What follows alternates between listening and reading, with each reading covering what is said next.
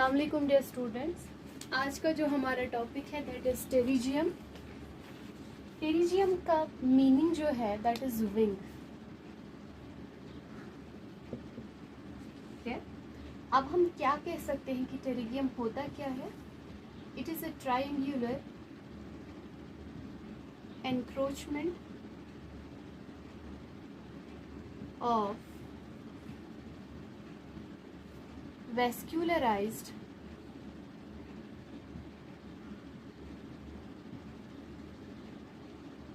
granulation tissue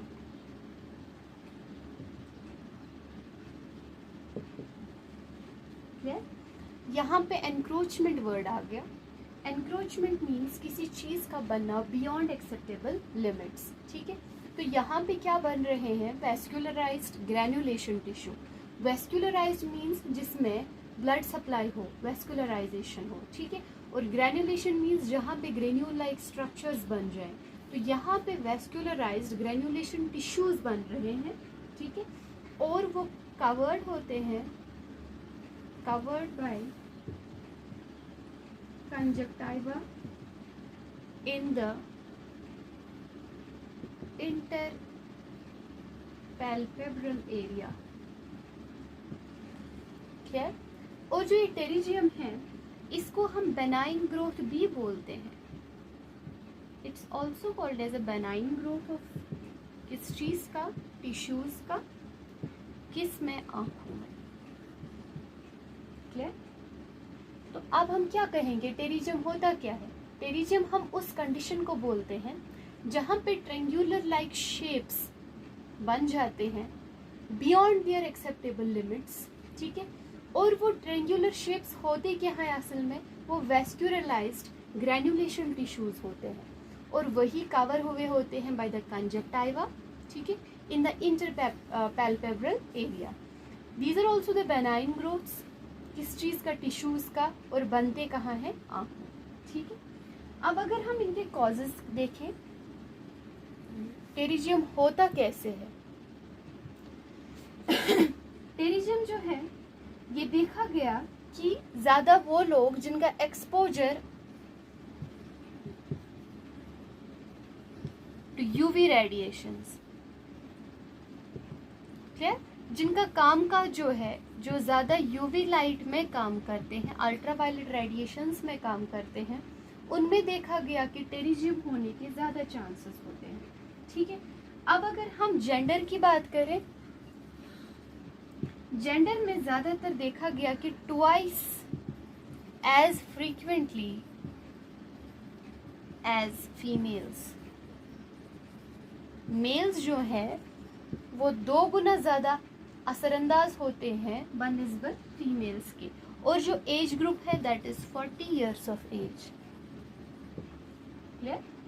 अब अगर हम साइंस एंड सिम्टम्स देखें इनकी कि इनकी साइंस एंड सिम्टम्स क्या है टेरिजियम के, what are the signs and symptoms, और we can call them as clinical manifestations.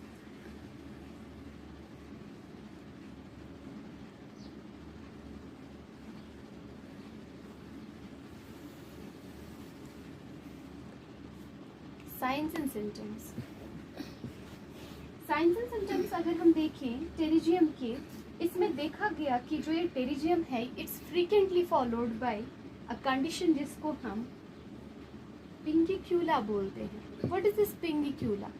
पिंगिक्यूला वो कंडीशन है जहाँ पे ट्रेंगुलर पैचेस बनते हैं अब कंजक्टाइवा पे। मैंने पहले ही बोला टेरिजियम क्या होता है, जहाँ पे ट्रेंगुलर एनक्रोचमेंट्स होते हैं, तो उसी को हम पिंगिक्यूला बोलते हैं। So pinguecula is the condition जहाँ पे ट्राइएंगुलर पैचेस बन जाएंगे on conjunctiva. Next sign and symptom, ऑफनली ये बायलेटरल होता है दोनों आंखों में।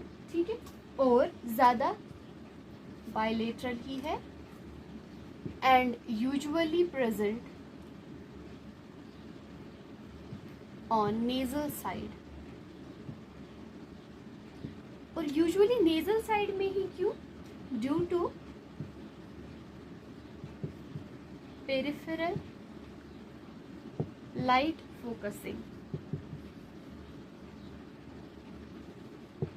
Okay, next sign and symptom is vision becomes impaired.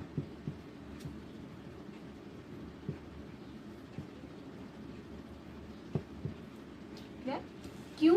Due to impaired या induced astigmatism.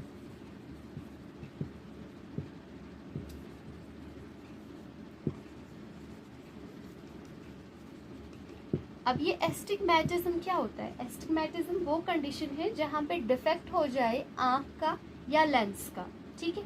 और वो कैसे होता है डिफेक्ट? ड्यू टू जब डिविएशन आ जाता है सेफेरिकल कर्वेचर में, उस कंडीशन को हम बोलते हैं astigmatism. Clear? Next sign and symptoms. अगर हम क्लिनिकली देखें जो इसके अर्ली साइंस एंड सिम्टम्स हैं वो क्या है?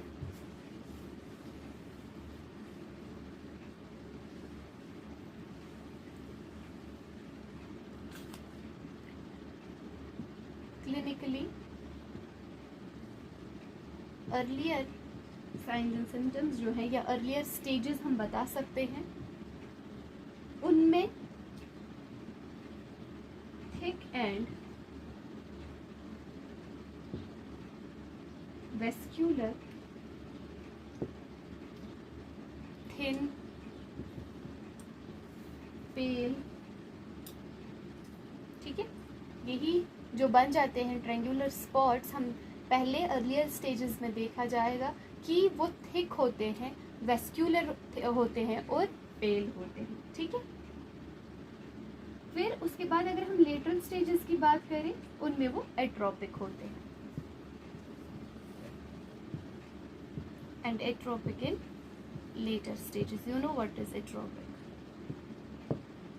Now coming towards its diagnostic evaluations, how we will diagnose pterygium in a patient. तो अगर हम ऑप्थेल्मोलॉजिस्ट की बात करें, वो टेरिजियम को कैसे रिप्रेजेंट करते हैं कि हाँ जी बंदे में टेरिजियम है? By the physical examination. और जो ये फिजिकल एग्जामिनेशन है using a slit lamp. Slit lamp जो है यहाँ पे जो इस्तेमाल करते हैं ophthalmologist on time of physical examination to check out whether pterygium is present और नॉट इन द पेशेंट, तो जो ये स्लिट लैम्प है ये फोकसिंग लाइट, ब्राइट लाइट हमें देता है ताकि हमें क्लियरली नजर आ जाए, और इसमें मैग्निफिकेशन का भी इंडिकेशन होता है। क्लियर?